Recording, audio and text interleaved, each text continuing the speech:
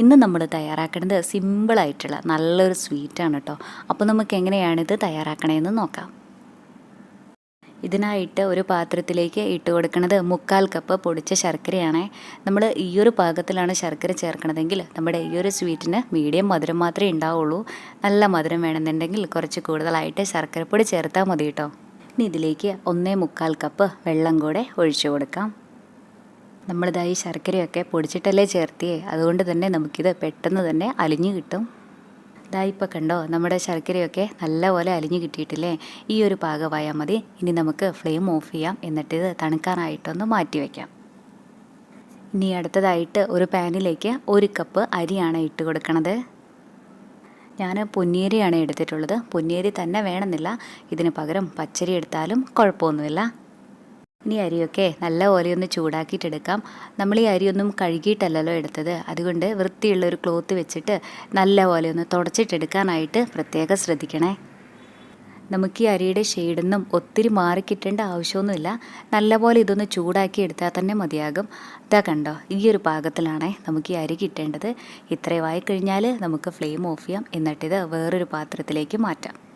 ഇതായി അരിയുടെ ചൂടൊക്കെ നന്നായിട്ട് പോയി കഴിയണ സമയത്ത് നമുക്കിത് മിക്സിയുടെ ജാറിലേക്ക് ഇട്ട് കൊടുത്തിട്ട് നല്ലപോലെ ഒന്ന് പൊടിച്ചെടുക്കാം. ഫൈൻ പൗഡറായിട്ടല്ല കേട്ടോ, നമ്മുടെ റവയൊക്കെ ഉണ്ടാവില്ലേ ചെറിയ ചെറിയ തരിയായിട്ട്, അതുപോലെയാണ് ഇത് നമ്മൾ പൊടിച്ചെടുക്കേണ്ടത്. ഇനി ഇതാ നമ്മളിപ്പോൾ പൊടിച്ചെടുത്തിട്ടുള്ള അരിയില്ലേ, അത് നമുക്ക് വേറൊരു പാത്രത്തിലേക്ക് കൂടെ ഇട്ട് കൊടുക്കാം. ഇനി അരിപ്പൊടിയിലേക്ക് ഒഴിച്ചു കൊടുക്കുന്നത് നമ്മൾ നേരത്തെ തയ്യാറാക്കി വെച്ചിട്ടുണ്ടായിരുന്ന ശർക്കരപ്പാനിയില്ലേ, അതാണ്. അതിൻ്റെ ചൂടൊക്കെ പോയി കഴിഞ്ഞപ്പോൾ ഞാനൊന്ന് അരിച്ചുകൂടെ എടുത്തിട്ടുണ്ടായിരുന്നു.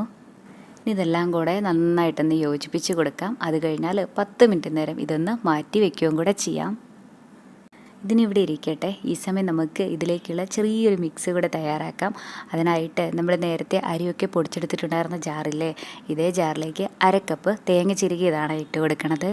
തേങ്ങയൊക്കെ ചേർക്കുമ്പോൾ ഈ ഒരളവിൽ തന്നെ ചേർക്കണം എന്നില്ല കേട്ടോ. ഇതിനെ കഴിഞ്ഞും കൂടുതലായിട്ട് ചേർത്താലും നല്ലത് തന്നെയാണ്, പക്ഷേ ഇതിനെ കഴിഞ്ഞും കുറവായിട്ട് ചേർക്കരുതേ. തേങ്ങയുടെ അളവൊക്കെ ഒത്തിരി കുറഞ്ഞു പോയി കഴിഞ്ഞാൽ നമ്മുടെ ഈ ഒരു സ്വീറ്റ് കഴിക്കാനായിട്ട് അത്ര രസം ഉണ്ടാവില്ല. ഇനി തേങ്ങയൊക്കെ 2-3 പ്രാവശ്യം ഒന്ന് പൾസ് ചെയ്തിട്ടെടുക്കാം.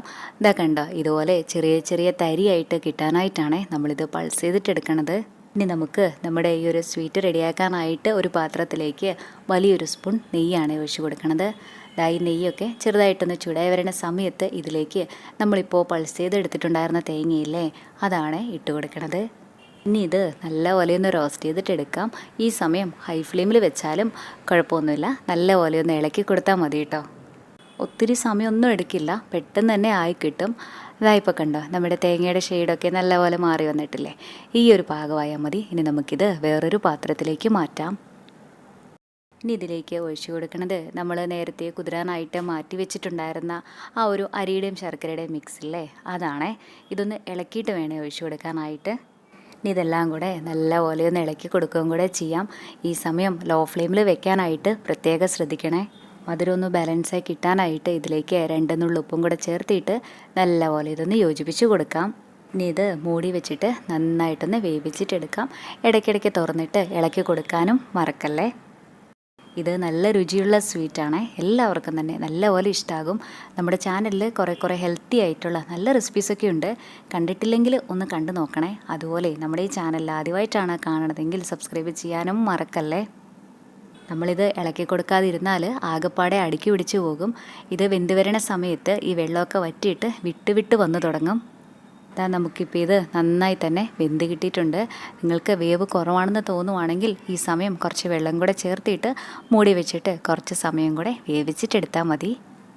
ഇനി ഇതിലേക്ക് നമ്മൾ നേരത്തെ റോസ്റ്റ് ചെയ്ത് മാറ്റി വെച്ചിട്ടുണ്ടായിരുന്ന തേങ്ങയില്ലേ, അതാണ് ഇട്ട് കൊടുക്കുന്നത്. കൂടെ തന്നെ നമ്മുടെ ഈ ഒരു സ്വീറ്റിന് നല്ലൊരു ഫ്ലേവർ കൂടെ കിട്ടാനായിട്ട് 1/2 ടീസ്പൂൺ ഏലക്കാപ്പൊടിയും കൂടെ ചേർക്കാം. ഒപ്പം തന്നെ കുറച്ച് നെയ്യിൽ വറുത്തെടുത്തിട്ടുള്ള അണ്ടിപ്പരിപ്പും ഉണക്കമുന്തിരിയും കൂടെ ചേർത്ത് കൊടുക്കുന്നുണ്ട്. ഇതുമാത്രമല്ല, നമ്മുടെ കയ്യിലുള്ള നട്ട്സൊക്കെ നമുക്ക് ഈ സമയം ഇതിലേക്ക് ചേർത്ത് കൊടുക്കാം കേട്ടോ. ഇനിയിപ്പോൾ നട്ട്സൊന്നും ചേർത്തില്ലാന്ന് വെച്ചിട്ടും കുഴപ്പമൊന്നുമില്ല, കുറച്ച് കൂടുതലായിട്ട് നെയ്യ് ചേർത്ത് കൊടുത്താലും നമ്മുടെ ഈ സ്വീറ്റ് കഴിക്കാനായിട്ട് നല്ല ടേസ്റ്റ് തന്നെ ഉണ്ടാവും. ഇനി ഇതെല്ലാം കൂടെ നന്നായിട്ടൊന്ന് മിക്സാക്കി കൊടുത്തു കഴിഞ്ഞാൽ നമുക്ക് ഫ്ലെയിം ഓഫ് ചെയ്യാം, എന്നിട്ടിത് വേറൊരു പാത്രത്തിലേക്ക് മാറ്റാം.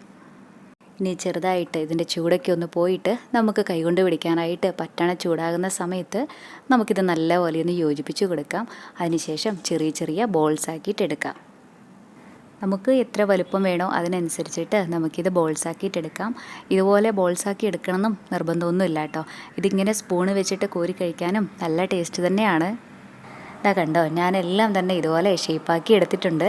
ഇങ്ങനെയാകുമ്പോൾ കാണാൻ തന്നെ നല്ല ഭംഗിയല്ലേ. കാണാനായിട്ട് മാത്രമല്ല കഴിക്കാനായിട്ടും നല്ല ടേസ്റ്റ് തന്നെയാണ്.